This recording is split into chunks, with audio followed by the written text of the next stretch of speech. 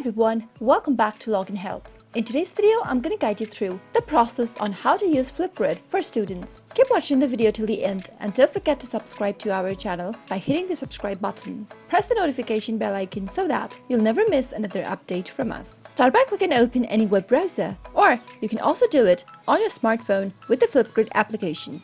If you're doing this on your Windows, go and enter the URL flipgrid.com in the search box and search. Log into your account. Once you end up in this page, as a student, you'll need to enter your join-in code in the text box. Your educator might have given you a join-in code on your school-provided email. If you don't have a school-provided email, then your educator should provide you a unique student username or guest password. Simply open up the email that has been provided by your educator. Click the link that you received, then you'll be able to log into Flipgrid and join in the discussion.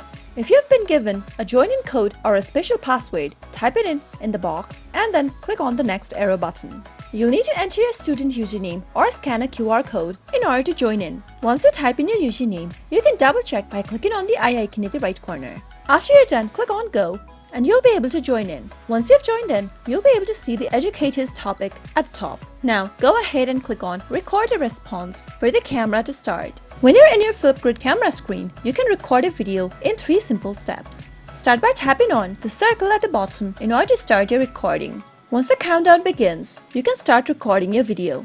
Once you're done recording, press the pause button and then click on Next.